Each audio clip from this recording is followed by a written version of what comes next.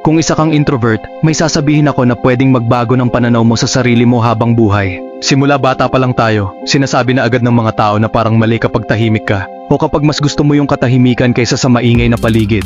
Na parang may kulang sa'yo kapag mas gusto mong mapag-isa kaysa makisalamuha. Pero paano kung sabihin ko sa'yo na lahat ng akala mong kahinaan mo, yun pala ang pinakamatinding sandata mo? Isipin mo to, sa kasaysayan, sa pelikula, at sa totoong buhay. Sino ba talaga ang pinakamisteryoso, pinakarespetado, at pinakamakapangyarihan? Hindi sila yung palaging maingay. Hindi sila yung naghahabol ng atensyon. Pero kahit hindi sila nagsasalita ng marami, hinahangaan sila, hinahanap-hanap sila. Sina James Bond, Bruce Wayne, at kahit si Ryan Gosling sa halos lahat ng role niya, meron silang isang bagay na pare-pareho. Dark confidence, yung tipong tahimik lang pero ramdam mo ang presensya, yung hindi kailangang magingay para mapansin. At sa mga susunod na minuto, ituturo ko sa'yo kung paano mo rin magagamit ang pagiging introvert para maging katulad nila. Magnetic, may dating, at minsan nakaka-intimidate, kahit hindi ka magbago ng pagkatao. Hindi to yung generic na just be yourself na payo. Ipapakita ko sa'yo kung paano mo talaga maipapakita ang lakas mo, nang hindi kailangang magsalita ng marami. Ang unang hakbang para sa dark confidence ay nagsisimula sa utak mo. Kasi sa totoo lang, isa sa pinakamalaking kasinungalingang pinaniwalaan ng maraming tao ay yung ideya na ang pagiging introvert ay katumbas ng pagiging mahiyain o socially awkward. Hindi yan totoo. Ang pagiging introvert ay simpleng ibig sabihin lang na mas nakakakuha ka ng enerhiya kapag mag-isa ka. Hindi ibig sabihin na takot ka sa tao o mahina ang loob mo. At sa maraming pagkakataon, ang mga introvert pa nga ang may pinakamalakas na social presence. Bakit? Kasi hindi nila kailangan ng validation para maramdaman na may halaga sila. Hindi nila kailangang aprubahan sila ng ibang tao para maging buo ang loob nila. At dyan nagsisimula ang dark confidence. Yung hindi mo na iniisip kung anong tingin ng iba sa'yo. Hindi ito yung, sana magustuhan nila ako. Kundi ito ay yung, wala akong pakialam kung gusto nila ako o hindi. Kapag natutunan mong hindi umasa sa approval ng iba, mapapansin mong sila naman ang kusang lalapit sa'yo. Kasi sa mundo ng psychology, pag masyado kang available, nawawala ang halaga mo. Pero kapag bihira kang makita, mas tumitindi ang dating mo. Kaya simula ngayon, tigilan mo na ang pagpapaliwanag ng sarili mo. Tigilan mo na ang pilit na pakikisama. Huwag kang makipagkwentuhan kung wala ka naman talagang gustong sabihin. Hayaan mong sila ang magtrabaho para makuha ang atensyon mo. Doon nagsisimula ang tunay na respeto, kapag alam mong hindi mo kailangang humabol dahil ikaw ang hahabulin.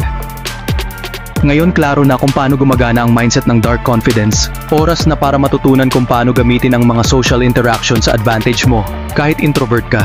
Una sa lahat, ang pagiging introvert ay hindi ibig sabihin na iwas ka na lang palagi sa tao. Ang totoo, ang pinakamatinik na introverts ay yung marunong gumamit ng social skills ng may strategy. Una, magbigay ng totoo at purong papuri, walang halong agenda. Karamihan sa tao, magko-compliment lang kapag may kailangan o may gusto silang makuha. Pero kapag bigla mong sinabi sa isang tao, "Uy, ang galing ng presence mo ah, may kakaibang energy ka," tapos umalis ka lang ng walang hinihingi, boom, hindi ka na nila makakalimutan. Kasi bihira ang genuine appreciation. At kapag pinuri mo sila ng totoo, mapapaisip sila, sino kaya yon? At pag iniisip ka nila kahit wala ka na sa paligid, hook na sila sa'yo. Pangalawa, gamitin ang katahimikan at misteryo sa pabor mo.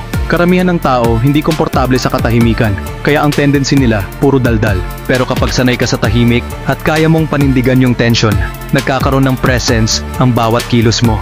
Subukan mong mag-pause bago ka sumagot, magsalita ng dahan-dahan.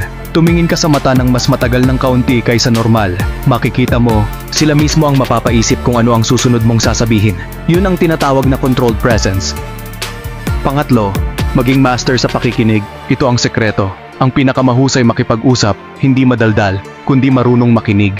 Karamihan, habang nagsasalita ang kausap nila, nag-aabang lang ng pagkakataong sila naman. Pero kung ikaw, tunay kang nakikinig, pati sa tono, sa emosyon, sa pinanggagalingan ng sinasabi nila, at marunong kang mag-follow up ng malalim na tanong, magugulat ka kung gaano kabilis silang magbubukas sa'yo.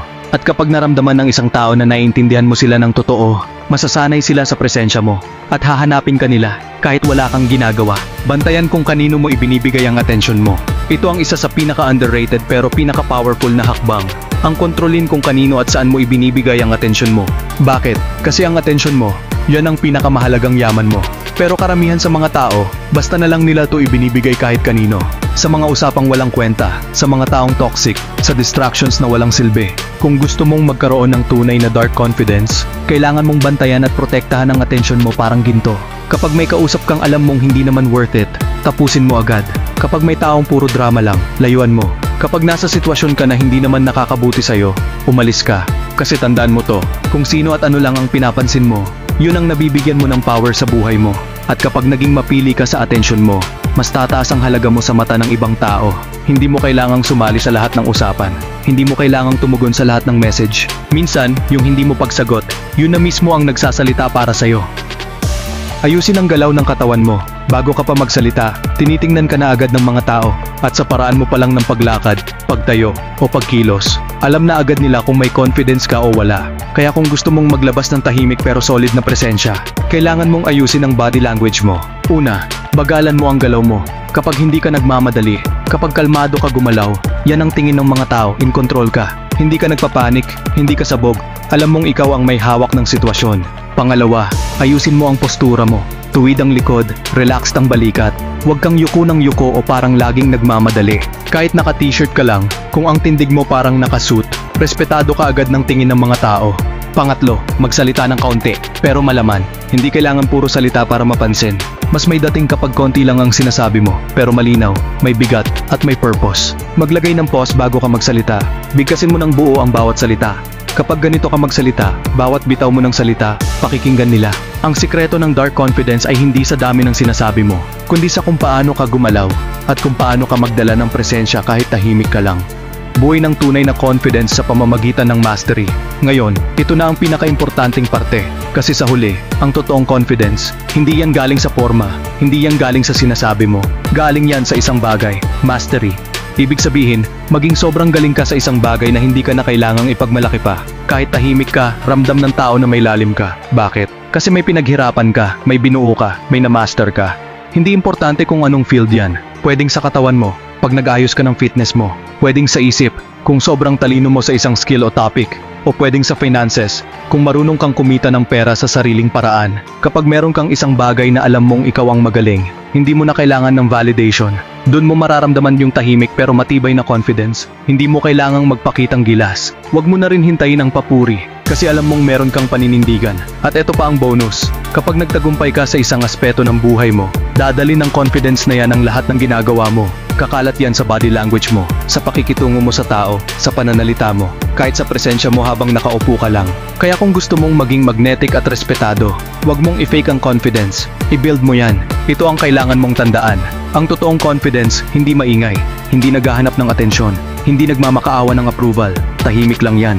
Pero ramdam, malalim at mabigat ang presensya. Maraming tao, buong buhay nilang hinahabol ang pansin ng iba. Gusto nilang mapansin, gusto nilang magustuhan, kaya kung ano-anong ginagawa nila para lang mapansin. Pero ang irony, kapag huminto ka sa paghabol, doon ka nila mapapansin. Kasi ang totoong power, hindi kailangan ipagsigawan. Alam mong andyan ka, buo ka, kahit walang nagsasabi. Kaya simula ngayon, huwag mo nang pilitin makisabay. Huwag ka nang magpaliwanag kung ayaw ka nilang intindihin.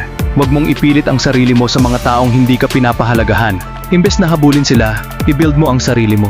Mag-develop ka ng skill na hindi nila kayang balewalain. Protektahan mo ang energy mo. Maglakad ka na parang alam mong may halaga ka. Dahil totoo naman. At higit sa lahat, yakapin mo kung sino ka. Kasi ang pinaka-astig, pinaka-kakaiba, at pinaka-karespe-respetong tao sa mundong to, yung mga taong hindi natatakot maging sila mismo.